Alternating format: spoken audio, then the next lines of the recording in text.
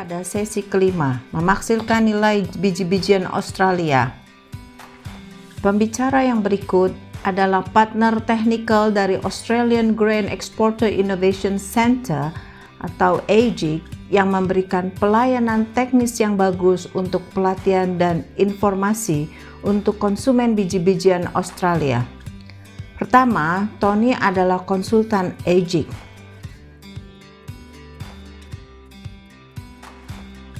Tony adalah ahli dalam nutrisi ternak yang dikenal di dunia. Tony Edward akan memaparkan pemanfaatan barley Australia secara maksimal untuk ternak ayam dan babi.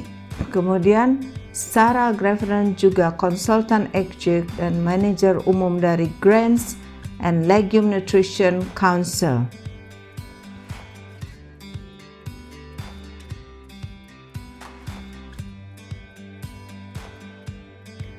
Setelah Sarah, silakan masuk ke dalam tanya cara kepada Tony dan Sarah.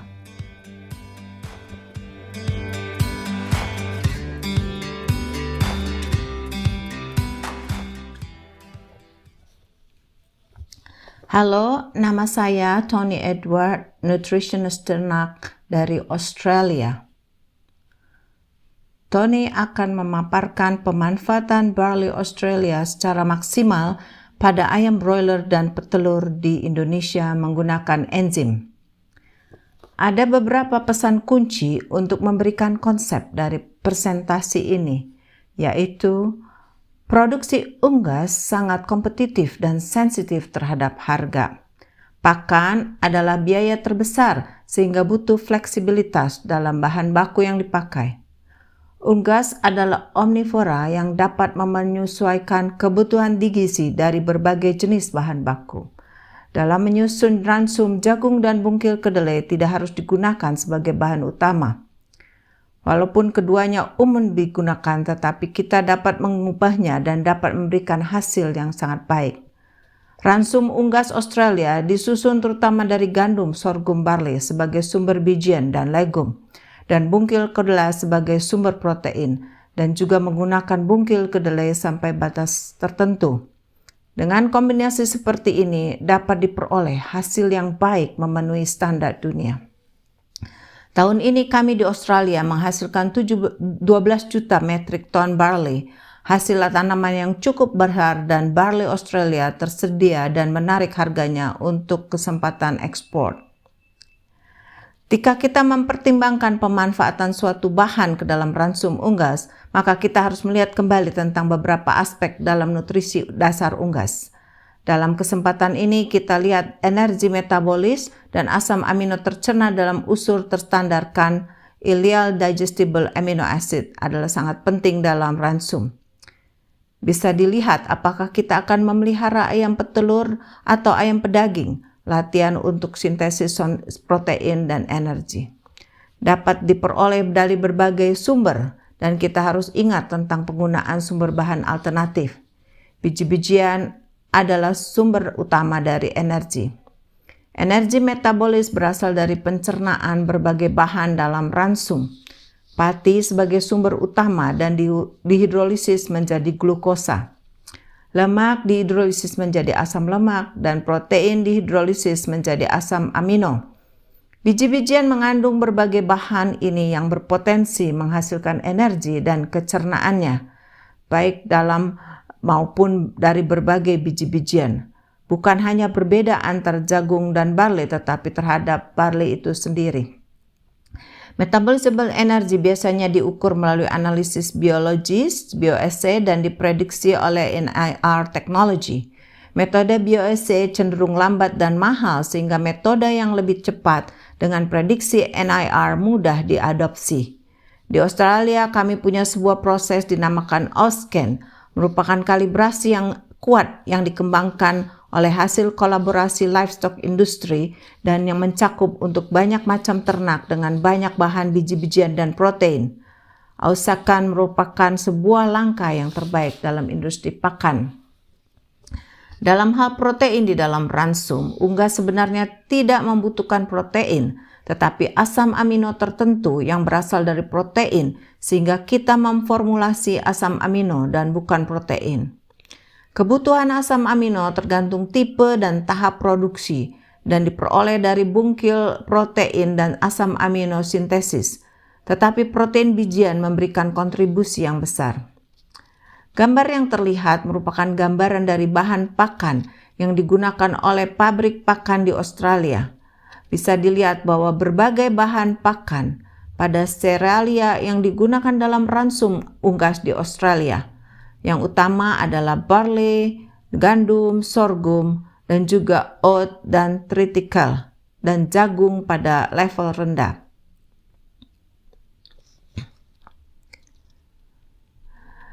Kita juga menggunakan legum dalam jumlah yang signifikan seperti lupin, pea, faba bean, chickpea, dan lain-lain. Australia banyak memiliki populasi sapi dan domba yang besar sehingga dihasilkan dalam jumlah yang banyak, yaitu tepung daging dan tepung darah. Dan kita juga menggunakan tepung ikan dan tepung daging unggas. Protein nabati yang dominan seperti canola, kedelai utuh, dan bungkil kapas. Bungkil kedelai hanya digunakan sedikit karena harganya yang mahal dan diimpor. Sisa penggilingan dari gandum, beras, oat, dan jagung. Dan juga digunakan semua asam amino in sintesis.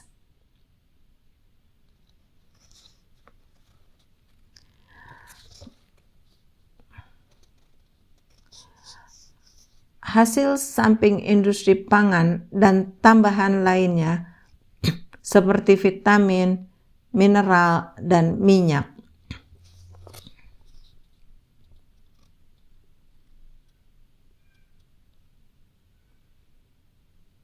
Kita membandingkan visual barley dengan standar jagung, gandum, dan sorghum. Perbedaannya yaitu barley memiliki kulit yang lebih tinggi sehingga mengubah komposisi dari barley. Bukan merupakan hal yang negatif, tetapi harus dipertimbangkan. Di negara di mana barley ditanam luas, ikan Eropa, Kanada, dan Australia, barley tersedia sebagai bahan baku pangan yang bersaing. Barley dapat dimanfaatkan secara baik dalam ransum broiler, layer, breeder, itik, dan kalkun ketika mempunyai keunggulan ekonomi. Tetapi barley adalah berbeda, harus disadari dan dimengerti perbedaan ini, sehingga dalam formulasi kita tetap dapat mempertahankan dan memenuhi spesifikasi nutrien ransum. Bahan ini mempunyai serat tinggi, pati yang rendah, sehingga nilai MA lebih rendah dari biji-bijian lain. Dianggap sebagai bijian kental karena kandungan NSP yang tinggi, tetapi masalahnya diselesaikan dengan penambahan enzim eksogen untuk menghilangkan NSP. Masa lalu kita khawatir dengan kotoran basah, telur kotor, dan lain-lain, tetapi dengan penambahan enzim, masalah ini bisa dipecahkan. Dibandingkan analisis bijian, terlihat bahwa jagung dibandingkan dengan gandum dan barley cenderung memiliki kandungan protein yang rendah, tetapi kandungan lemak yang tinggi. Perbedaan barley, serat kasar atau NDF yang tinggi karena kulit barley. Sebagai konsekuensinya, barley mengandung kadar pati dan gula yang lebih rendah, sehingga nilai energi metabolisnya untuk broiler dan petelur lebih rendah dibanding jagung. Tapi ini bukanlah isu yang real, asalkan disadari saat membuat formulasi. Ada satu hal yang perlu disadari di dalam buku textbook, nilai MA dari barley diperoleh sebagai nilai tanpa penambahan enzim.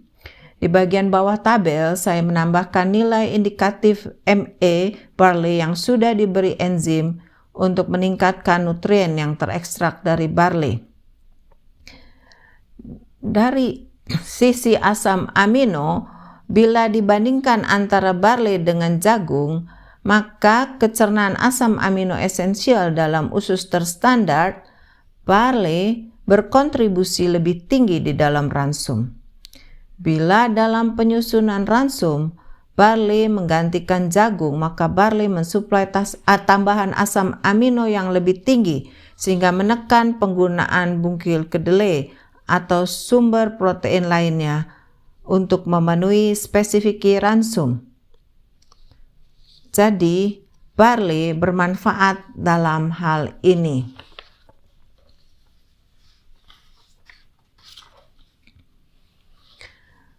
Tentunya ada variasi dalam komposisi biji barley, tergantung pada iklim, tanah, cara penanaman, daerah yang berbeda, dan dari waktu ke waktu. Oleh sebab itu, kita harus sadar dan mengetahui variasi apa yang terjadi dan nilai energi yang sebenarnya. Sehingga kita sangat bergantung pada Auscan untuk informasi data tersebut. Dalam tabel terlihat adanya variasi yang diukur oleh Auscan dari ribuan sampel selama beberapa tahun. Perbedaan energi 1 megajoule bernilai $20 dan perbedaan 1 unit protein mungkin bernilai $5. Dan variasi energi menjadi signifikan, maka butuh metode untuk mengukurnya dan memberi nilai yang dapat dipercaya dan benar-benar tepat.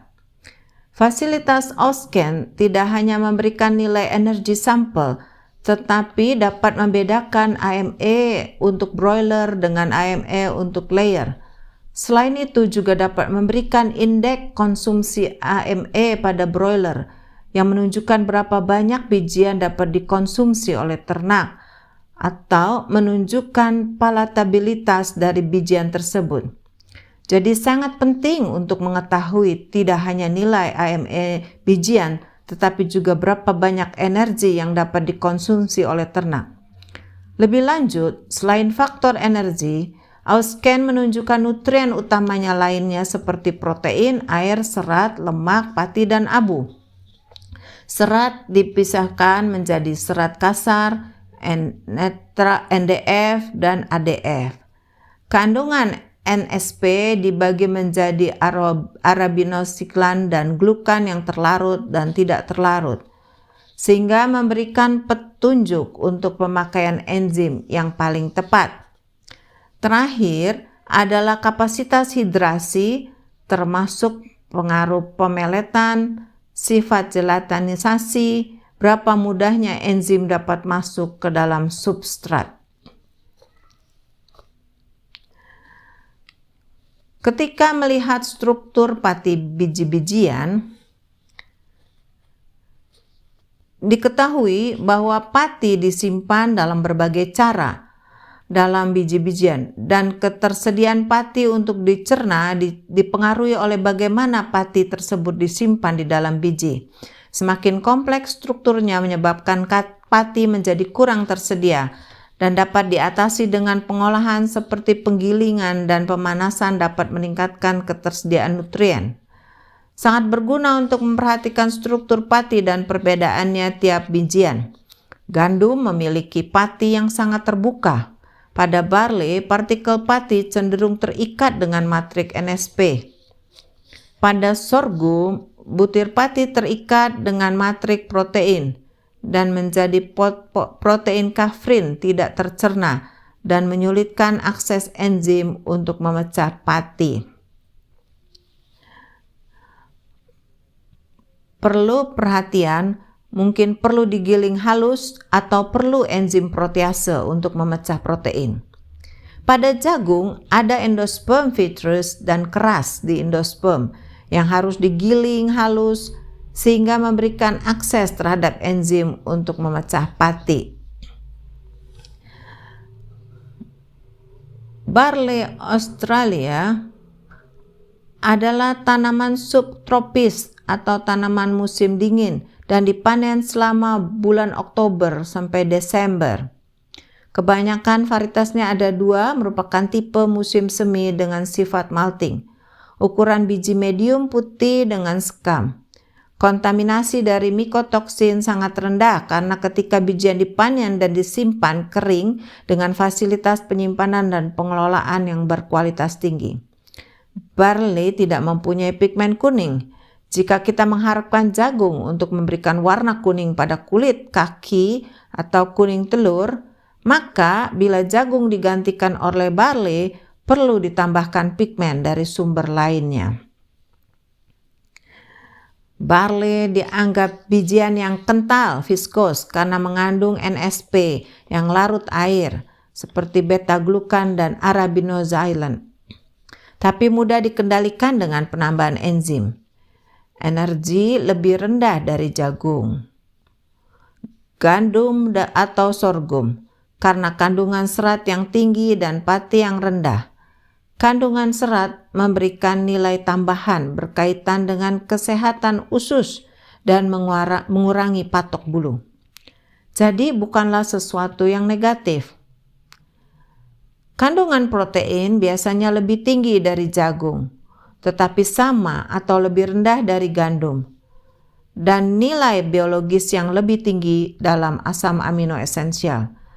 Digunakan secara luas untuk pakan unggas sebagai bahan pakan yang aman dan bisa diandalkan, dan sistem grading yang dapat diandalkan untuk perdagangan.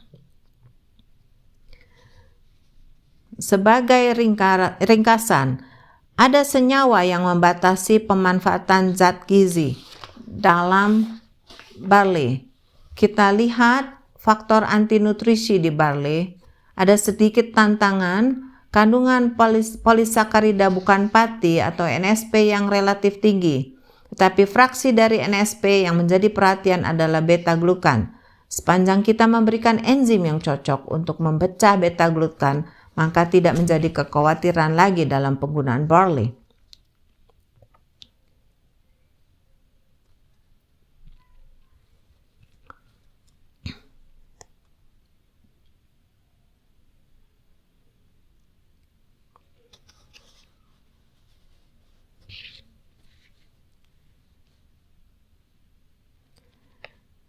Fitat merupakan senyawa ANF lain yang banyak terdapat dalam semua biji dan tersimpan dalam bentuk ikatan dengan fosfor.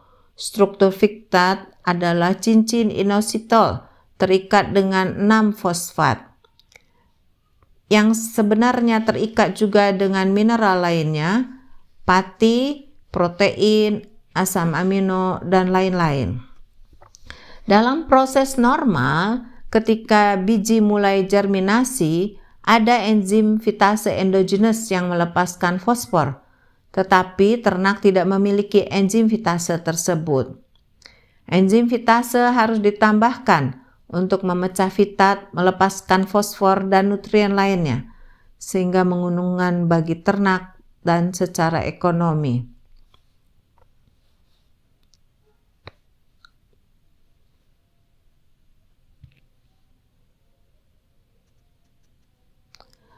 Level fosfor dalam biji sebesar 3 gram per kilogram dan dalam bentuk fitat 2 gram per kilogram. Jadi kira-kira 2/3 fosfor disimpan dalam bentuk terikat sebagai fitat. Inilah alasan mengapa enzim fitase punya peran, sehingga disarankan penambahan enzim fitase tidak hanya untuk ayam broiler dan petelur di Australia saja, tetapi direkomendasi cara untuk mengendalikan nutrisi melalui penambahan enzim seperti beta-glukanase, silanase, dan fitase.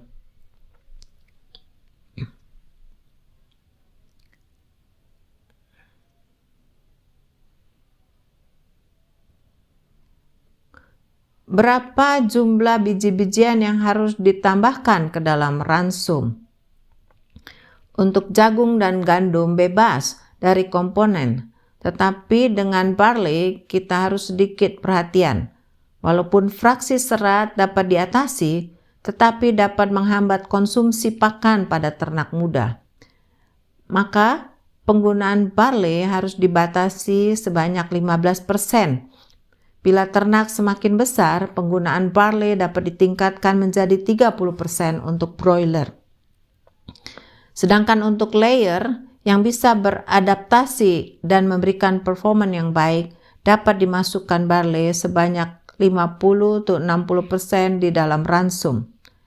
Pemakaian sorghum dibatasi. Pengaruhnya terhadap peletabilitas atau kualitas pelet daripada palatabilitas. Pati sorghum tidak terbentuk baik ketika dipelet sehingga pemakaiannya dalam ransum dibatasi.